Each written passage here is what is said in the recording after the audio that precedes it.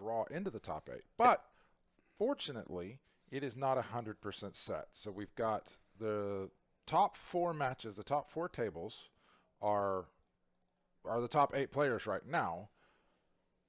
3 of those matches are drawing. One of them is not drawing. One of them is playing. They have to play. Because we have this match going on Because right we here. have this match going on right here. And Exactly. so what we're looking at here, it's your classic, if you follow football, you follow any other sports, you get the classic when you get to the end of the season and one team is trying to make the playoffs and the other team that is their rival is playing against them and trying to just that they can't make it in, but they're going to try and screw their rivals over and make it so that if I can't play, nobody can play. And so that's what we have T here. And T is trying to play the role of spoiler. If Scott wins, his tiebreakers are high enough that he will leapfrog somebody. So we've got this. Oh! He did 2 cards. He did a 2-card single cut. card to cut twice. Mm-hmm. All right, so we've got. If Scott wins, his tiebreakers are high enough. Oh, He should make top 8 by leapfrogging somebody. If T wins, then that keeps Scott out of the top 8, and then that's where we are. So that's what we're looking at here. I think there's some There it is.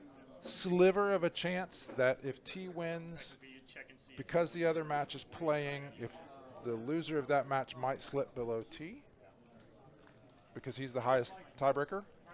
That's a possibility. I don't know but we do. I don't know exactly what all the scenarios are, but I do know that we have a scenario where we have games in the final round that matter, which is not something that you always get if you get clean breakers and no draws before you get to these rounds.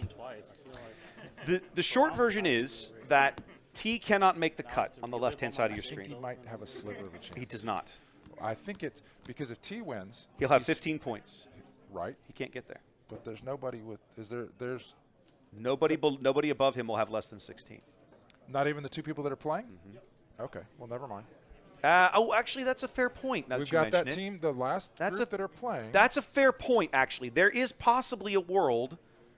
No, but if he loses, no, that's actually a good point. His tiebreakers are really good. So yeah, if he can make it to 5 and 2, that's actually a good point. So the person in 7 and the person in 8 are both 5 and 1, and they're playing. The loser of that match will be 5 and 2, and they will have 15 points. But they will not have good enough tiebreakers. But if T can win this, he will absolutely leapfrog one of those guys. He could leapfrog one of them to get to the top. So this is absolutely the most impactful match in determining our top 8, which is why that's what you're seeing, ladies and gentlemen.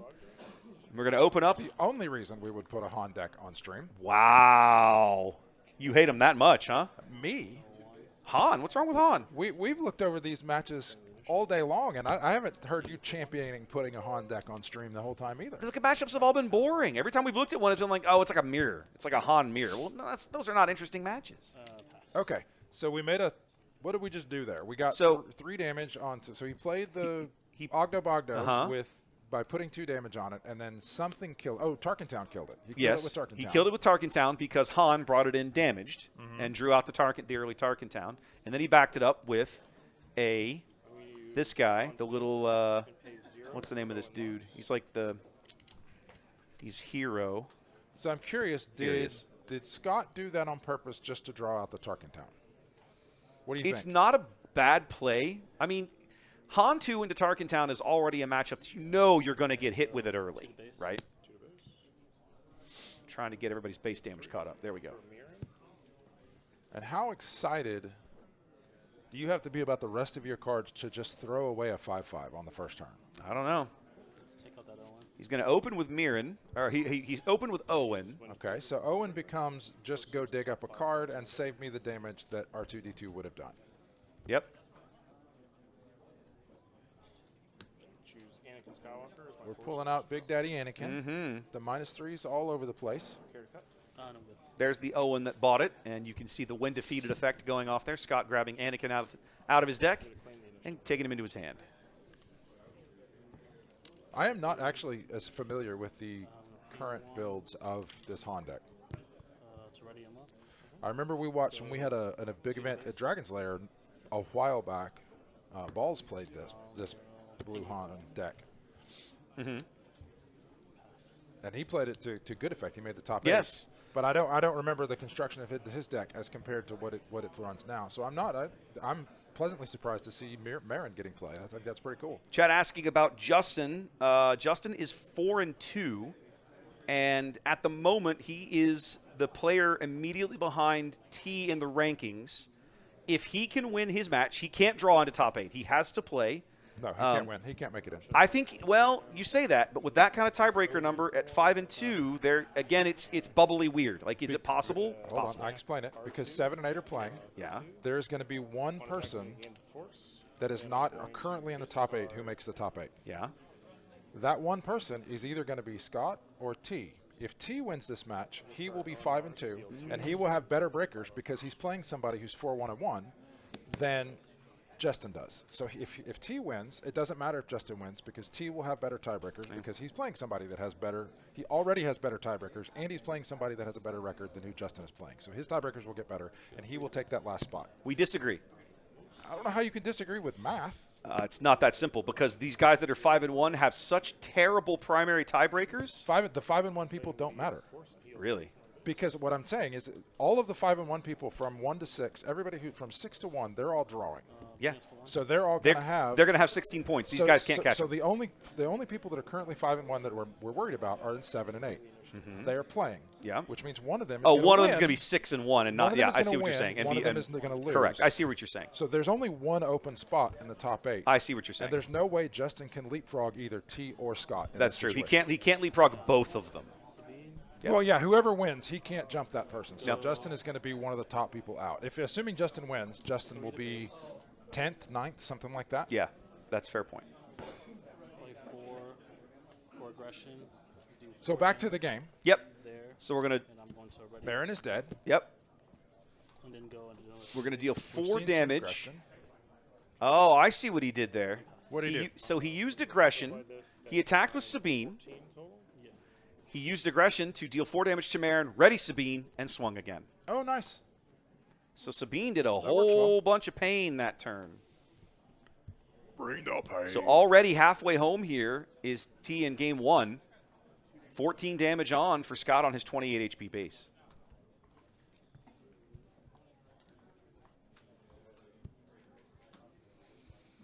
No, we're looking at the standings, Chris, and it can't work that way. So the only person who has a chance at making it sneaking into the top cut at 4-2 is T here on the left hand side of your screen. I just don't. I'm with Trey on this one actually. I don't think the math lines up. All right, now Scott should have initiative here, and he does. He's way upside down on HP here. He's going to make some value trades. He's going to kill the disciplinarian, lose his shield, and grab his force token.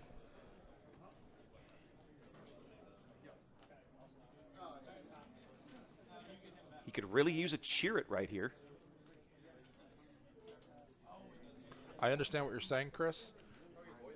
It will. What you're saying will make it fluctuate, but I don't think there's any chance that it's a 2% difference in opponent's match winning percentage that they have right now, and I don't, because T is already playing somebody with a better record than who Justin is playing. That's only going to grow. Ooh. And so all the other people that are playing that are still in the tournament What does it say? are Deal 3 damage not going to be able to overcome the 2 plus whatever he gets from playing Scott here difference. That's a spicy card to see in a Sabine double red. I'm going to hit Sabine for 3. What do we see? Vambrace Flamethrower. He put 1 damage on each of them. I thought that's what he had done. Didn't look like the damage got recorded. Maybe is it a May? Maybe it's a May. Pull up the Vambrace. That's what he played. Oh, on attack. It's only an on attack. So Right, when Sabine swings in, she can damage things. He's going to chuckle some damage at people's faces. Yep. I'm going to go 4 into base and then 3 into Han. Okay, so he's going to go 4 to base and then burn Han to the ground. 10 HP remaining here for Scott in the early going. We're only on the 5 resource round. Scott still hasn't spent any of his resources this turn. He does have Han's discount available. Well, he's certainly getting some value out of those itinerant warriors healing. Yep, definitely Staying out of that. That's the first one he's gotten heal off of. The other one he played too early and it got murdered. He didn't have a force token and it died before he could attack with it. Okay. The way T is attacking into Scott's force units that tells me this is a matchup he's played before. Oh, yeah? Yeah. Okay.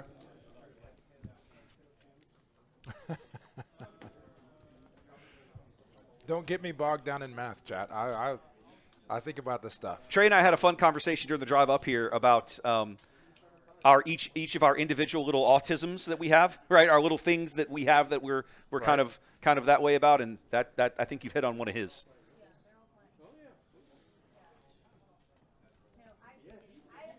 Looks like T took initiative here. He did. Kill warrior. 4 to base and murder.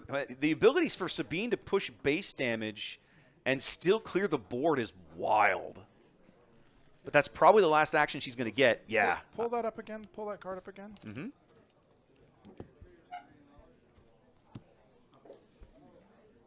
Divide it as you choose. So Okay. she can just burn 3 units. Then she can put all 3 Yeah. on 1 if she wants. That is a.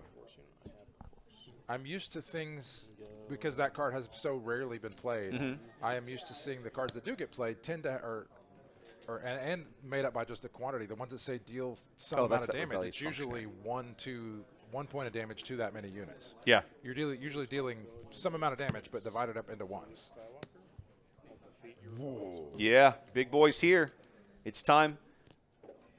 And T we has- got 9 points of damage left for T to do. I don't know that he's going to be able to pull this one out. It's going to be tough. He's raced to this position and done a brilliant job getting here, but can he close it against the top end that he's up against here in this Han 2 deck? What he's not going to be able to close it against is that restore 3. That is. Whew. Green A-Wing, and it looks like the Spec Ops soldier into the ground arena. Yep. And if you're playing a Spec Ops soldier just to have a body, rather than trying to bust through. Well, Saboteur. but here's the thing. You're on Sabine Double Red. You have some big, beefy units in here. You have to be playing Wrecker and Poe. Like, they're still good units, even if you don't ambush them in. Okay. And restore 3. 16 on, so we're back to 12. Surprised about that. We go 3 to base. He's trying to make sure that he doesn't get surprised by anything. I bet he has one to back it up. A Luke? A Luke. We know he's got an Anakin in his hand. I bet he's got a Luke in it, another Luke in his. He's got maybe another Luke, but he's got them beefy units in his hand that he can afford to spend a moment controlling people. 2 Anakins, and I think an open fire is no. What is that last card? Red event 6 for might be an open Anakin. fire. Defeat Oh, and that's all she wrote for T. Yeah, now this is going to be very challenging. use Han's ability this We've reached the point in the tournament where people are all making correct decisions, and the cards just depends on how the cards come up. Another one of those 501st soldiers. Scott is taking no chances whatsoever. Nope. He's just like, oh, you played a unit? Ah, you fool. I'm going to murder You everything. fool. You blow your cards however you choose, my friend. Now, one of the things that I am curious about, if T has He has to draw. He has to kill Luke here. That's an aggression. He has to kill Luke and draw a card, and otherwise. and hope for the best, And, yeah, he's got to otherwise- get this restore off the board. Kill the Yeah. Skywalker. Yeah, You got to get the restore. I'm going to claim the initiative. I'll ping you for 1. He hasn't used Sabine in a while. Of course, this He is did- the. he just used it. I know, but I'm just saying. Oh, yeah. That's now that's happened. It's like, oh yeah, that was a thing. She was on the board for a lot longer than we're used to seeing Sabine stay on board.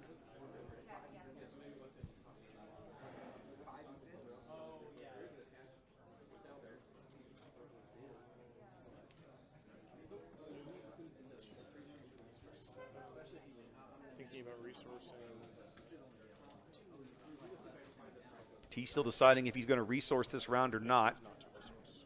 Looks like he is declining. Or no, Scott, I think, said he'd already declined. We had all that math conversation, and unless something drastically changes, it looks like this is a terrible matchup for Sabine, and none of it will matter because Scott's going to win. Heroic Resolve, But we'll see. another Academy Disciplinarian, a crack shot V-Wing. They're all weenies. He doesn't. But that's have- what he plays. Yeah, it's interesting. It's a Sabine Targentown. It's very, very low to the ground. This is like the hero version of that Kylo Tarkentown deck I used to play. It's what it feels like. Yeah. Oh, I have initiative. It's just I'll hit you race. it hits as fast and as hard as possible, Yeah. and if you can take that punch I mean, if you can't take that punch, sometimes you're just you're dead. just out, I mean, that's yeah. how he got here. That's how he's Yeah. won twice as many games as he's lost. Yep. But You're not wrong. if you can take that punch Okay, 4. and then come back and Yeah, it's only going to get worse. Pay 1 for heroic resolve. Interesting. We're gonna pay 3 for let's call Scott's it not- deal 3 damage to the crack shot view. Oh, he played. That's what was the last card in Scott's hand was Let's Call It War. And once it became a threat, please tell which one is that one? relax, we're working on it. He basically just deals 3 damage to it. 15. That if you have The initiative, you can deal 2 okay, that damage one. to another unit in the same arena. 3. That does nothing against Chirrut. Unless he has, I think it would be his third There we go. spec force, but that's not. 7. He's only 7 away. Like if T had something, Yeah, but the problem is we're down to, basically, what are we, 2 swings here? No, it's going to take all 3 actions for Scott to get there. If T can come up with, I don't know what he's going to do that would pull this out, but he would need the disciplinarian and so when I would play double red in these kinds of decks, knowing that I was going to run out of gas around the 5 to 6 resource round, I would play cards like Chaos of War. And see, that's just going to get him dead. That's just going to get your guy murdered. Actually, wait, does it? No, it can't. He can't murder it. what? It's a +1/+1. Is my mic too quiet? You're fine. I'm looking at it on the screen. I don't know. Put it See. closer How about to if your I move mouth. my mic closer? That make it better? That's just Wes. When you record with Wes, he wants to make himself louder and more important than everybody. Sure. Oh, but he's still I'm got to sure get through glad you know how Chirrut. to take me because I'm pretty abrasive. Still got to sometimes. get through Chirrut. I don't think he can. What is that? I don't know how you get through Chirrut here. Like that's Let's see this heroic resolve again. Defeat a heroic resolve, attack with this unit, gets +4 and gains overwhelm. So he can hit for 8. Chirrut's going to knock down 2 with it. It's Chirrut's still going to 7 die, but because it's it only. makes the thing go away. He loses the +1 for the upgrade. Oh, okay. So Well, it's only 7, so whatever. that's 2. that's so Chirrut still dies, but no actual overwhelm damage goes to the base. 2 would. No. Because he's going to He use has that. the He's going to force use that token. force He has the token. force token to shrink it. He's going to use the force token to make sure no base damage goes through. And T loses on the next action. That little bit of resolve. He got what? 2 swings out of. He got 2 swings out of Han. Yeah, I understand this. Yeah, You got that was the face of staring at my cards, Yeah, making sure yep. there's nothing I don't see. Yep. He got 2 swings out of Luke, and then 1 use of that itinerant warrior, and that's the difference. 9 points of healing, and Scott wins the game. That's where you're at. That close.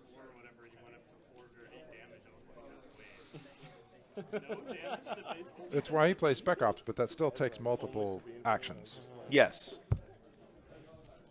And he did play them that round. They're in there. Oh, yeah. So close. The Spec Ops is as good of a card as it is. It's always felt a little bad to me because it's the kind of card that you want to hold on to. It's a unit that you want to play, you want to have available and only play at the right moment rather than, oh, I've drew a unit. Let's flood the board with the cheap stuff, right? Yeah. Like that one is you're kind of encouraged to sit on it rather than play it. So that just requires you to think of it as more of an event than a unit. If you think of it as when you're building your deck and you're laying out You do have to think of it all like an these event. units, you put it in the unit, you put it in the event Yeah. pile, and then, oh, it's an event that comes attached with a body. How nice. Thank you. Chat reminded me he did get another heal off of one of those warriors that I missed. So he healed 12 points that game. You can also just do this. I can't. I'm just letting you know. Thank you.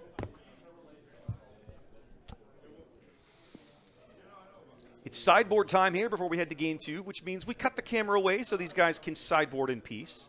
In the Swiss rounds, we are not supposed to know what their deck lists are, nor their sideboards, so we don't show that stuff on stream. So in the possible chance that one of their opponents looks at the VOD or something during the tournament, they don't have some kind of unusual advantage that they're not supposed to have.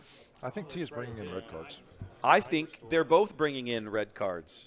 Actually, I have no idea. I can't be as. I have no certain idea what about Scott's Scott. doing. I don't know. I'm not sure Scott's sideboarded at all. I'm pretty sure he was pretty happy with how that worked out. So many close calls. That one.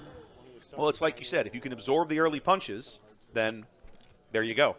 I mean, you got it. You got it with their store. You got it with the Sentinels. I only bet your root the first Sentinel I went to play. I didn't see Yeah. it. Whoa. You're the reason What's I up? wish I had Conqueror Dawn Ever. My font is just gone. That's weird. Not on the No, other there it side, was. you know, Well, that was a weird delay.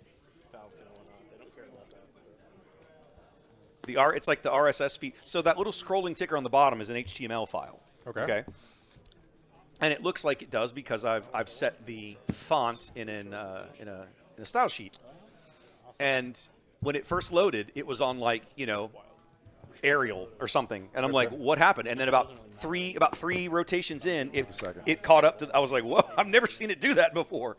I've been using that thing for like a year. I've never seen it do that. That was really strange. One card. That's all you get. Fair point. We should be focusing on the itinerant warrior math rather than the tiebreaker math. But we also had to look at the tiebreaker math long enough to convince ourselves that that wasn't a thing. Because, as Trey pointed out, I was not convinced for a while, and then it finally took a couple of times of him knocking me in the head, and I was like, oh, okay, yeah, you're right.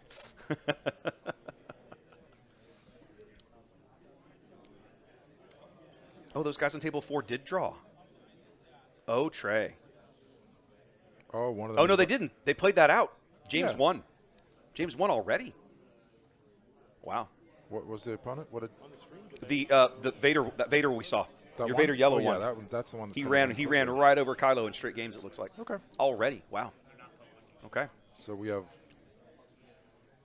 So he's definitely made your cut then, because he's moved up to 6. He should be 6-1. Well, this top 8 is going to be fun. This top 8's going to be interesting. I wasn't sure if they got special permission to be able to show and talk about things. T's ready. Scott looks like he took the mulligan there.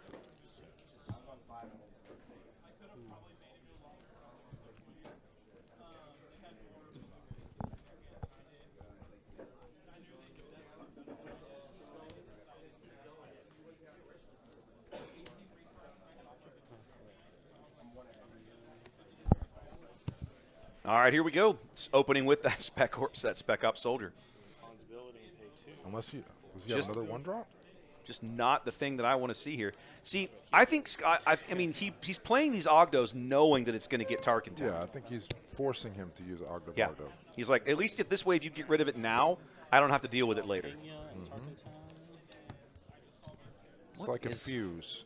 Oh, it's a benthic. It's going to do its thing. It's going to break. So I'm going to make it break where I want it to. Yep, exactly. I'm going to force you to use this early so I don't have to deal with it for the rest of the game. And if you're T playing all of these little weenies, man, Ogdo Bogdo eats you for breakfast. You have to kill that thing. Oh, yeah. What's going on with the... Hang on a minute. We're definitely dropping frames here for some reason. We're gonna hate me. They're doing a lot of thinking right at this moment. Hopefully the audio's going through. Scott's got a resource here, and then he's going to want to throw something pretty down that badly, too. I will. was like, damn, I got sanction shuttled twice. Ready? He's running Tarkin Town. That is a Tarkin Town for Sabine. For Let's Call It War. I'm going to deal 3 damage to Benthic. Wham! 5 initiative. He's killing both of them. There you go. Let's call it war. Yep, love that card. Kill 3. Fires for freedom. Yeah, for Now some we've got reason the we're fighters dropping. for freedom. We're having a lot of connection problems right now. It's not anything going on in here. Something in the cellular network apparently. Give that a minute. Let that straighten itself out. Yep, Fighters for Freedom. Nope, wrong card. Touch the wrong button. Scott content to keep T off the board and out of his base health, knowing that his top end should secure the game for him. Can he make it that far like he did in game 1?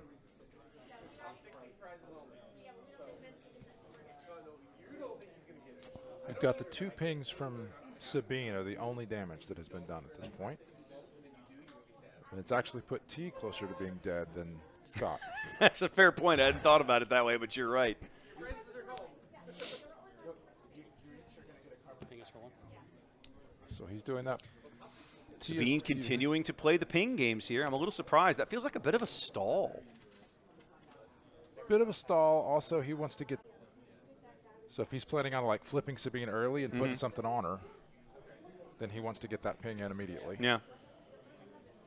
Did Scott pass? I think Scott passed. No, I think he's thinking. No, because we got a second action. T pinged with Sabine and Oh. then flipped Sabine. I think we got a pass out of Scott. Must there. have passed there. So now Scott is just. Why would you? Welcome to my parlor, said what the is he spider to the sitting fly. on? He's sitting on a Poe. We saw Poe. I didn't see what else. I didn't see what Now else. Scott's in the tank, Yep. unless he passed again. Oh, I think he passed. Passed again. All right. I think he wanted to make sure. Okay. He wants Poe to live. Yeah, he wanted to make sure that something didn't go sideways on him there. Now, what's T sitting on over here? Disciplinarian. The disciplinarian, which would stand up Looks Sabine. like a heroic sack and a heroic resolve. I find it interesting that he gave up so much tempo to make sure Poe lives. I wonder if the rest of his hand is weak right now. Itinerant Warrior. I think it's a Force Lightning, and I can't make out the one in the middle. Tapped out. Tapped out. 3. Ping 1 to Sabine. Ready or up. Okay. You played a red card. Oh, yeah. You've got T's. Oh, yeah. I've got T's health all buggered up. You're right. Thank you. The game reset must not have registered Tarkin Town correctly. It's cool. Thank you. I apologize. You got to put some So more now we're down damage to on Scott's base. There we go. Do 1 for heroic sacrifice. So now you've missed 2 damage off of Fighters for Freedom. For red card. Okay, he's got that. He got that one. He missed the one for the disciplinarian. No, he didn't. He got didn't. it. He got it. Okay, good. He called it. And then you'll draw a card, and that card is defeated. Okay. It is 10. Okay. So we're 11 damage on here. There we go. All right. T's done an excellent job recovering from losing everything he played on the first turn. Yep. Let's do one thing real quick. This is going to mess up T's health real fast, but I'll go back and fix it. There we go. Okay. Just being safe.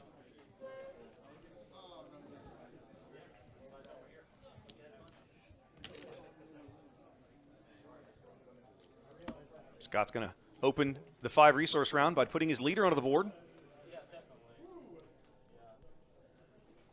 We know he had an Anakin in there. It looks like he's got an Anakin and a warrior at least. Takes 3 from the disciplinarian. So gas pedal to the floor. We're not worried about Hans doing anything right now. That's all Sabine can do here. 3 for Force Lightning, targeting Sabine. She lose all. She doesn't die. Yeah, he doesn't have a force unit. He can't kill her, but he can present. Why did he spend 3 for Force Lightning? For the black. But why not Aspect. just? Oh, he has to spend 3 because it's out of aspect. Thank you. Yes. Now when he plays Anakin, he's got it. Now he plays Anakin. Yeah. So he saved himself with damage and he turned on Anakin. And he turned on Anakin. Yep, got it. Okay. So Sabine only hits for 2 at the moment. Okay, so I guess just. So it looks like that's the play.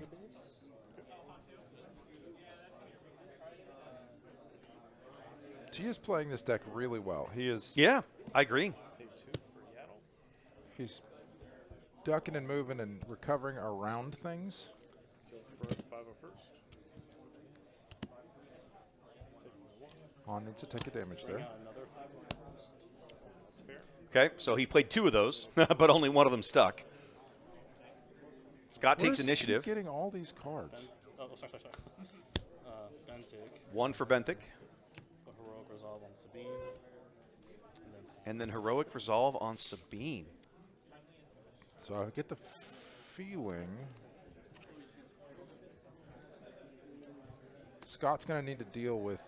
If he can deal with Sabine first, then he can get both triggers off of. The only way he can kill Sabine in one shot is Anakin. Uh-oh. What the? There we go. if he wants to get rid of Sabine, he has to lead with the Anakin, I think. All right. That's not a negative. I'm just saying I'm not sure I don't believe he's got any other things in his hand that'll solve that for him. She's got 5. She's got 6. Health, I don't know. Yeah, she's got 5 HP remaining. So if Scott can clean her out, but he leaves other units on the board to do so. He can't. Otherwise, he could spread the love around with Anakin and kill 2 things. I'm going to play Anakin. We'll kill Sabine. Yep. Double up and run Sabine out of town.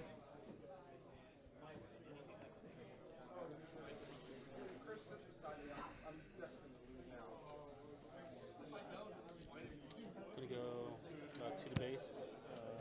Give raid 2 to. Yeah, so I think you give the raid here to the disciplinarian because he's the most likely to not die. Kill your 501st. 1 back. Swap that for 5. This is so close to stabilizing. Yeah. This tipping point. Yeah, we're right at the edge of where T looks like he might be able to squeeze this through. 5 HP remaining for Scott. Benthic bites it, and for the first time, Scott's able to get some restore off. T has got Smuggle and a Cassian. He's going to be 3 damage away. Scott's got to deal with both of those on his next turn. He's got to deal with them both in 1 action. Or he's got to heal. A single point of healing will keep him live, right? No, because then Sabine kills him. Oh, that's a good point. Because Sabine will be ready and available when the moment comes. But you do feel like T is like he's right on. It's like you said. It's right on that razor's edge. Either he's going to have it, and by an action or 2, or Scott is right on the verge of stabilizing the board. I got to say, we give a lot of, and rightly so, criticism to FFG for some of the mistakes they've made with this game. But these cards are so well balanced. These are such drastically different styles of game that these guys are playing. And look how close it's come down. Like it's 1 play. Does Scott have it? Does Scott not have it? Yeah. If he heals with an itinerant warrior, which he has, he's staved it off for a moment. He's been sitting on one of those for a while. I kept wondering why he hadn't played it yet. But I think now that he's here looking at the bottom of the barrel, he's finally decided, I don't have a choice. And that still might not be enough. He has the possibility for 2 more restore here, right? Because once Yaddle swings in, Yaddle will pass a restore ability over to Anakin as well. We've got I guess he doesn't have the Daring Raid.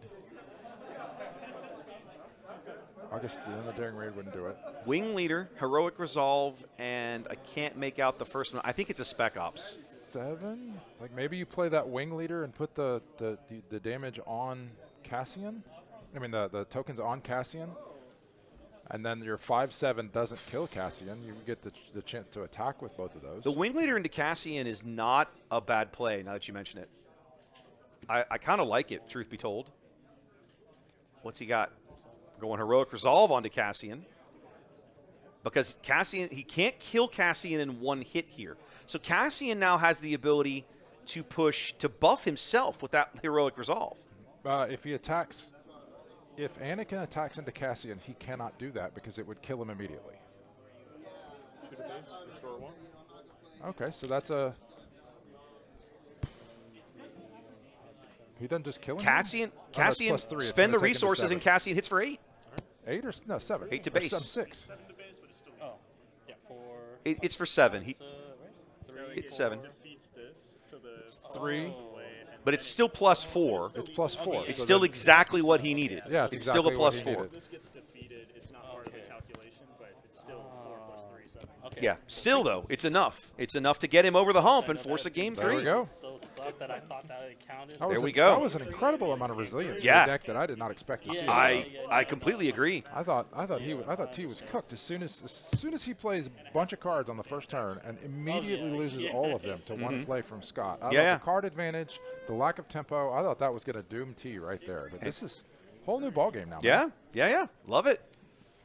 Sometimes decks and players surprise you, and that's one of the reasons that I still love continuing to do this, because routinely I sit down and I go, man, this deck's got to be hot garbage, right? And then you watch somebody play it, and you're like, oh, that's amazing. That's actually really quite good. Ooh, plenty of time on the clock. Got to shuffle up and get on to game 3. This is a decisive game now. Rubber game of the match is going to be a big deal because this match, one of these gentlemen, whoever wins, should be able to make, I believe, the 8th seed in the top cut. And whoever loses is going to just barely miss out and probably finish in about the 10 or 11 spot. See, he gave him the one card death cut there, but it didn't feel like he meant it. He snatched the card off the feel top like and he tossed meant it to it. the side. There was no scoring in that. Listen to you. It didn't feel like he meant it. There was not enough hate in your cut, I know, sir. it was, I mean, it may work, but it just he didn't put enough mojo on that card. Start with initiative. Are you ready? Yes. All right, here we go. Last game of Swiss opens with Karis Nemec.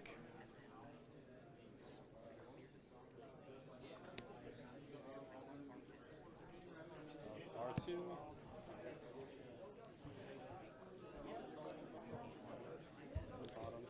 I'm not going to lie, I'm always surprised to see R2 in a Sabine deck.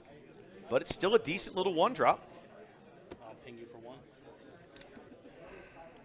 Pass.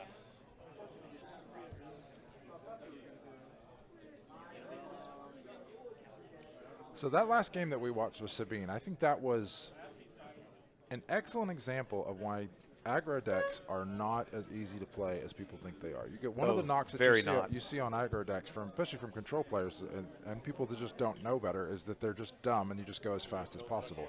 But he had to squeeze. He had to optimize every single point of damage that he did there.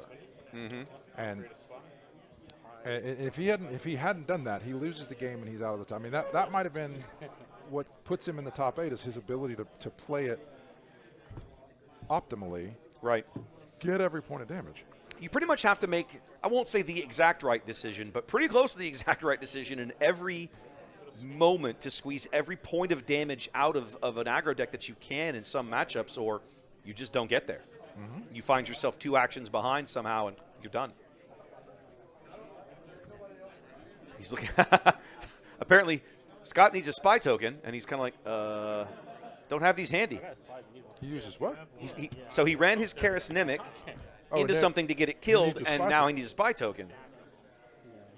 And he's clearly frustrated. Like, where the hell are they? I know I've got them in here. So there we go. His ready spy.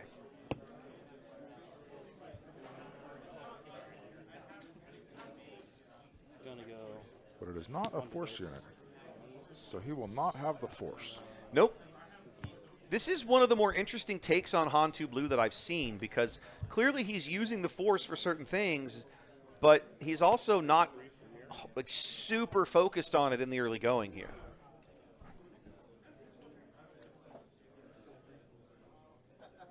Ping us for 1. Sabine ping. You know, it's something else that I think is unappreciated about Sabine. Ian and I have talked about this. The criticality of knowing when to ping and when not to ping.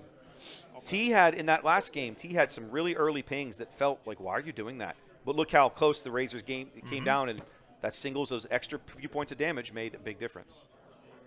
Oh, you dummy, you hit the wrong button. Okay. Well, that's interesting. Okay, let's get caught up with card deploys, and then I'll fix the game number.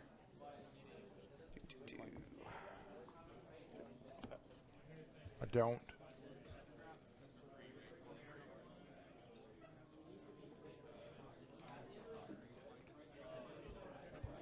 There we go. That was Easy an fix. interesting play from Scott there.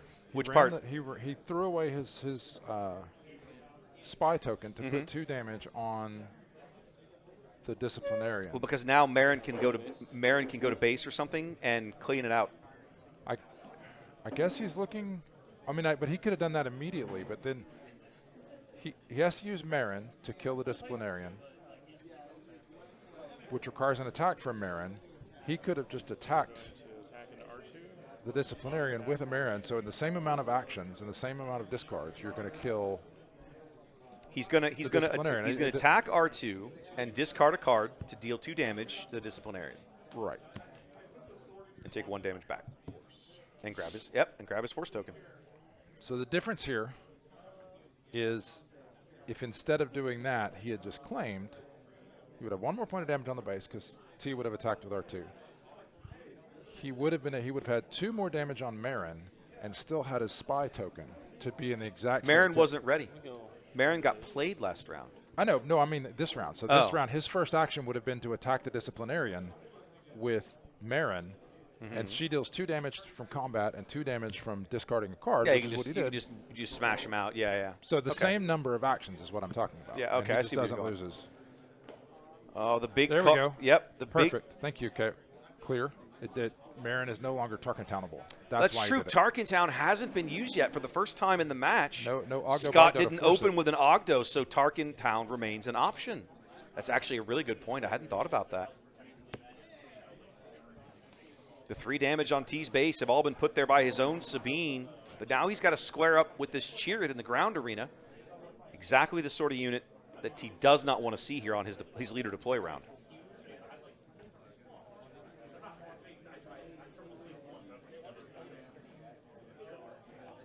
Does have an aggression and 4 resources available. He can get rid of Chirrut this turn, but it will cost him his turn to do it. How will he get rid of Chirrut? He can deal 4 damage to it. But Chirrut takes 5 to kill Sabine attacks him. and gets -2'd.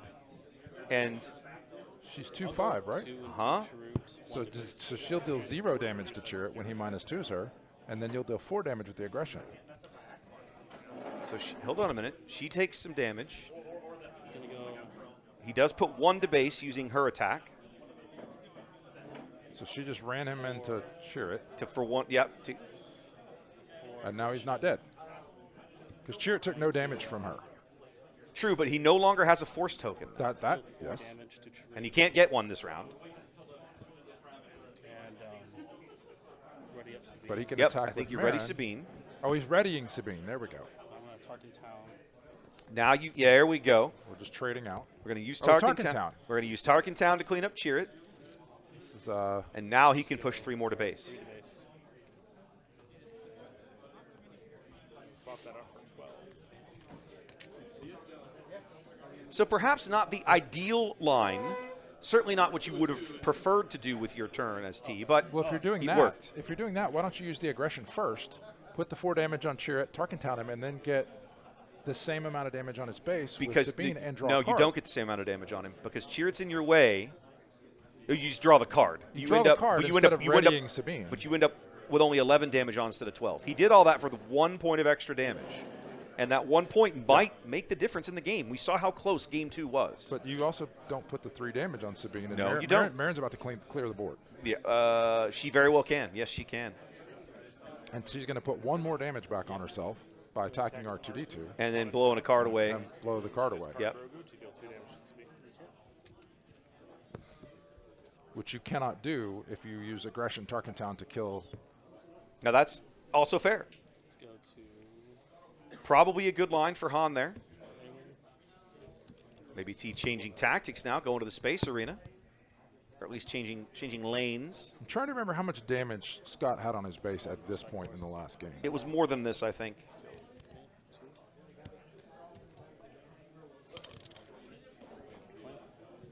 We use Han's ability. You definitely don't want to be in this spot.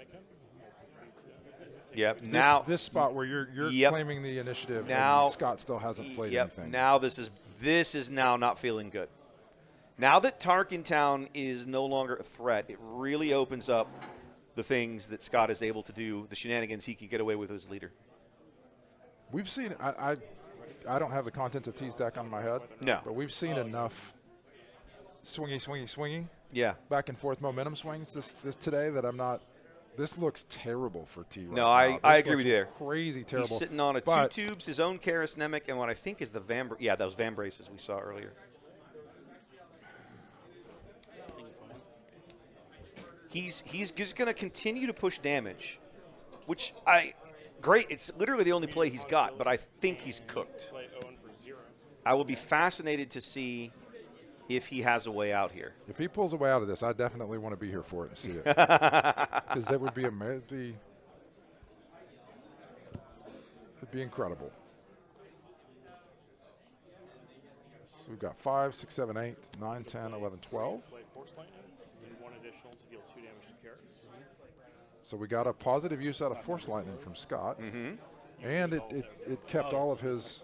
Does he have? He doesn't have a red. He doesn't have red hero. He does have red hero. He just Doesn't matter because it lost all abilities. Oh, before he killed you're it. right. He doesn't have the hero aspect anyway. Now that I think about it, he's on the Van Braces and the Benthic. He doesn't have. Claim. 5, 8 to base. Yeah, this one feels. Yep, this one's boulder not. This one's not coming back. I don't think. T has dropped his Atlassian boulder, Yep. and it is starting to roll down the hill. He's not. Resourcing a 6. Scott is about to heal, and almost put the game away, if not put the game away. Yeah. Now he's got. He's got restore on the board with Owen. Yep. Yep. Can Marin shoot the base or just a unit? Marin can damage the base, as I recall. So we're 1 away here. We've got 4, 3, and 5 that can hit the base. So that's 12. So he'll be 1 point away. And if he pings, now that puts him in that kills him. I think T knows it's over. I don't think he's run the math that close, but I think he's looking at the board going, yeah, I know how this is going to end. I know, but that Yeah. that makes it sound like he's just like, you know what, I'm going to put myself out of my misery with this You pin know, here. Sabine has that option. That is one of the interesting things about playing Sabine is you don't, if you just feel like you're done and you just can't stand the misery of life, you Then can just Scott- end it all. Scott looks like he's deciding whether or not to just go for the kill here. He's like, okay, chat's saying Okay. Marin is units only. Okay, I couldn't remember. I'm going to pitch Poe to deal 2 damage here. They've used so many singles. Yeah, claimed. 5 to base. I mean, that alone, 2 HP left for now for T, so I don't. There's Cassie. Oh, there we go. Cassie in the row seals the It is deal. now. There it is. Scott makes the top 8. Scott With his should win. make the top 8 with that win here at 5-1-1, ladies and gentlemen. A great match. A surprising match. After game 1, I remember thinking, nah, this is going to be a blowout. But T played so well in game 2 to come back and force a game 3. And even early in game 3, it was like, ooh, this is kind of back and forth, right? But man, goodness gracious. Solid matchup, but Scott should be able to make the top 8 in the 7 or the 8 position, I think, now with that victory here in round 7 of Swiss. You know what?